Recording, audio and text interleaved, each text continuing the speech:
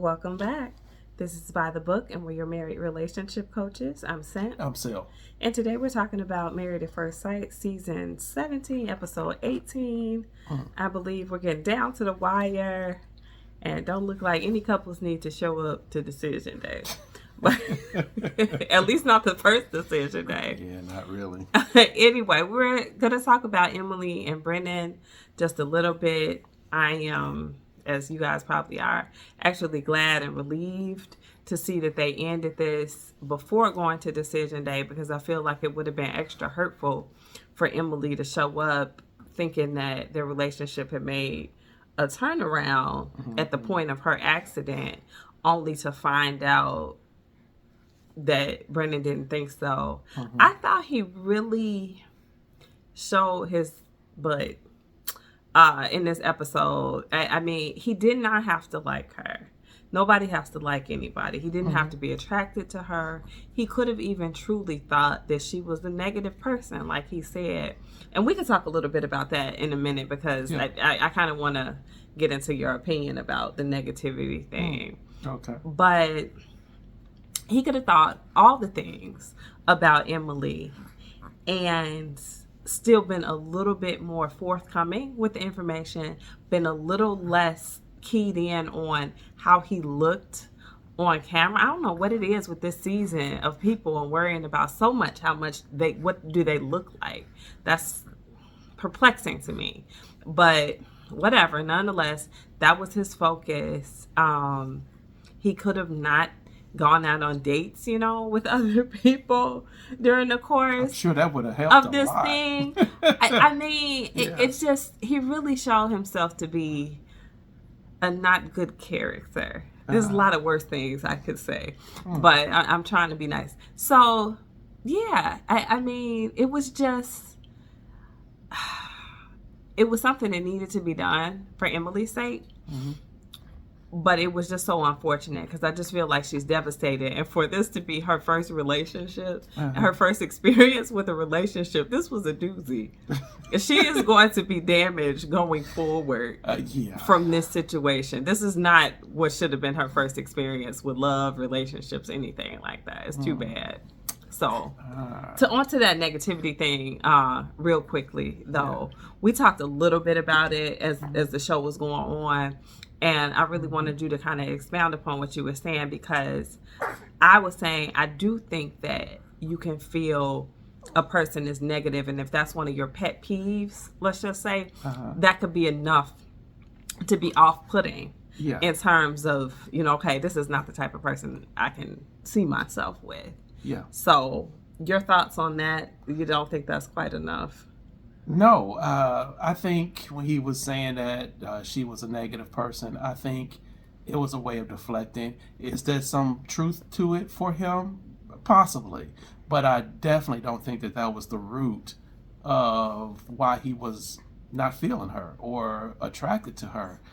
There was something else. There was something else in there, because even going back to his session or their session with the experts, and when they were trying to get him to say, what is it? What don't you like about her? His response was, well, she's sitting right here. I don't want to hurt her. Again, that goes back to I don't want to look bad on camera. And kind of like she said, you're stupid because look what you did. Now how bad do you think you look? Now that it's coming out, you had the audacity to tell Cameron that you wanted to go on a double date with him. Like somehow, some way, this wasn't going to get around to somebody else on the show and get exposed to the public. Like, really?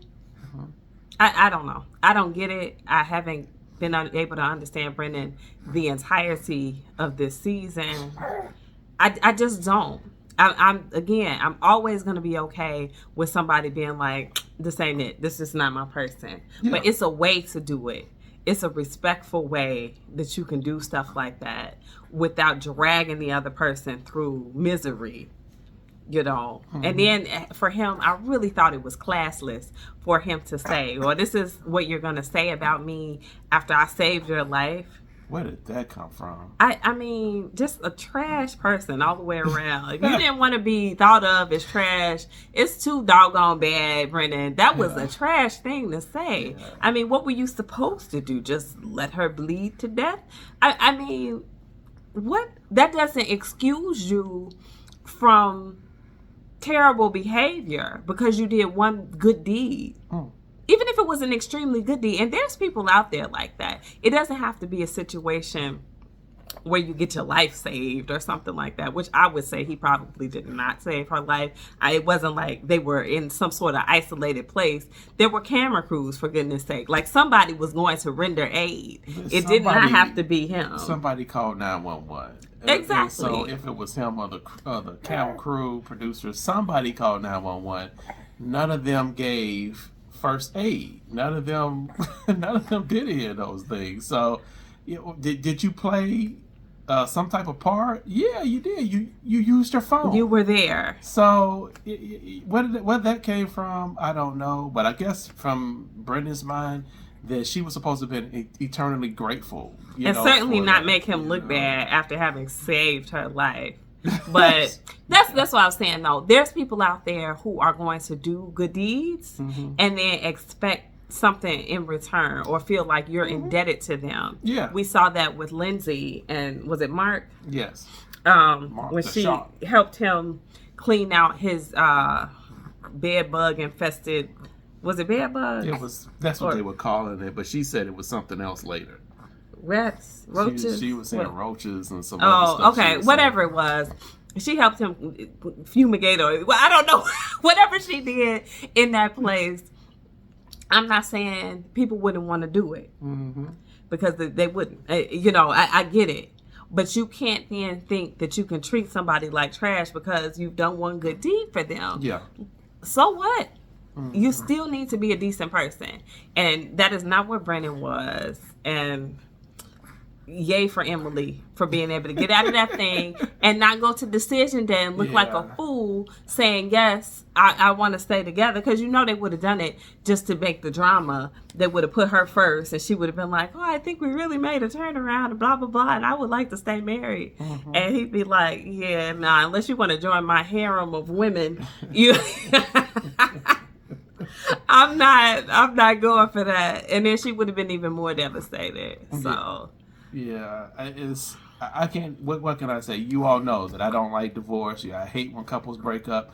But just for the sake of this show and that particular couple, I agree. This guy was really not ready. Did not want a relationship, especially not with her. And so, what can you do with anything besides say bye, goodbye? Yeah. That's all you can say. He could have called it. He could have pulled the plug on this in week 2 or 3. Yeah. Though, honestly, Yeah, ever since the honeymoon. Yeah.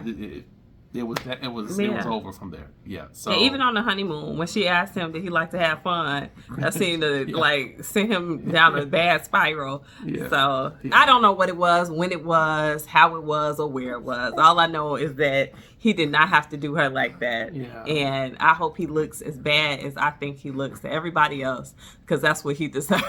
Well, it's ironic that someone that was so concerned about the optics of how he was being presented came off looking like the jerk that he is. So it is what it is.